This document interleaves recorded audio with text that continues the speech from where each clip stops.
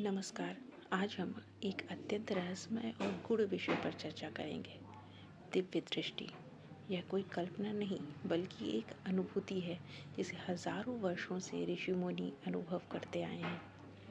इस वीडियो का उद्देश्य है दिव्य दृष्टि को समझना, उसका महत्व जानना और यह जानना कि इसे कैसे प्राप्त किया जा सके। सॉरी, थोड़ा सा खटखट का आवाज़ हो रहा है घर के बगल में। पे काम चल रहा है घर पे, इसीलिए तो प्लीज़ उसको इग्नोर करिए और फिर हम लोग वीडियो को आगे बढ़ाते हैं। दिव्य का अर्थ है अलौकिक और दृष्टि का अर्थ है देखना। तो दिव्य दृष्टि वह शक्ति है जिससे हम भौतिक जगत से पूरे सूक्ष्म जगत को देख सकते हैं। यह दृष्टि आत्मा की गहराई से जुड़ी होती है और इसे केवल साधना से प्राप्त किया जा सकता है। महाभारत में संजय ने धृतराष्ट्र को युद्ध का वर्णन अपनी दिव्य दृष्टि से किया। रामायण में हनुमान ने लंका में सीता माता को देखा। उनकी दृष्टि साधारण नहीं थी। अनेक संतों और महापुरुषों ने भविष्यवाणी की जो बाद में सत्य सिद्ध हुई। दिव्य दृष्टि प्राप्त करने के लिए आवश्यक है नियमित साधना और प्राणायाम और ध्यान देना, त्राटक साधना, मंत्रों का जाप, ब्रह्मचर्य और सात्विक जीवन, गुरु का मार्गदर्शन। यह एक क्रमिक प्रक्रिया है जिसमें धैर्य और समर्पण की आवश्यकता होती है।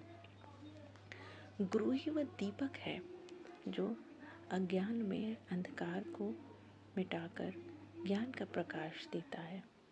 दिव्य दृष्टि प्राप्त करने के लिए गुरु का सानिध्य अनिवार्य है। गुरु हमें सही साधना, सही मार्ग और सही दृष्टिकोण प्रदान करते हैं। दिव्य दृष्टि के लिए साधारण लक्ष्य हैं और कुछ ऐसे लक्ष्य जिनका हम दिव्य दृष्टि को पाने के लिए लक्षण क्या है, उसको हम कैसे अनुभव कर सकें, कैसे पता चले। तो दूसरों के भावों को समझना, भविष्य की घटनाओं का आभास होना, सूक्ष्म ऊर्जा का अनुभव होना, स्वप्नों में संकेत मिलना, आत्मा की आवाज़ सुनना, यह अनुभव व्यक्ति को अधिक संवेदनशील और जागरूक बनाते हैं। वैज्ञानिक दृष्टिकोण और तर्क। आधुनिक विज्ञान भी ध्यान और अंतर्ज्ञान को मान्यता देता है। पीनियल ग्रंथि, जिसे हम पीनियल ग्लैंड भी बोलते हैं, जिसे तीसरी आंख भी कहा जाता है, दिव्य दृष्टि से जुड़ी होती है। ध्यान से मस्तिष्क की तरंगें बदलती हैं और व्यक्ति अधिक जागरूक हो जाता है। वैज्ञानिक शोध बताते हैं कि नियमित ध्यान से अंतर्ध्यान बढ़ता है। तो दिव्य दृष्टि का उपयोग क्या है और उसका उद्देश्य क्या है? आत्मिक उन्नति, दूसरों का मार्गदर्शन देना, ऊर्जा से दूसरों की उपचार करना, कर्मों को समझना, जीवन में उद्देश्य को जानना। यह शक्ति सेवा के लिए है, प्रदर्शन के लिए नहीं है। तो इस बात का हमको बहुत ही ज़्यादा ध्यान रखना चाहिए। और अगर हमें दिव्य दृष्टि मिलती है तो हमें कुछ सावधानियां बरतनी चाहिए और दुरुपयोग से भी बचाव होना चाहिए कि हम अपनी दिव्य दृष्टि का दुरुपयोग ना करें। दिव्य दृष्टि एक शक्तिशाली अनुभव है लेकिन इसके साथ जिम्मेदारी भी आती है।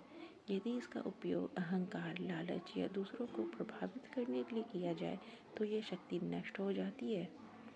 साधक को हमेशा विनम्र, निष्कलंक और सेवा भाव से युक्त रहना चाहिए। दिव्य दृष्टि एक साधक के जीवन की सबसे मूल्यवान उपलब्धि हो सकती है। ये आत्मा की गहराई से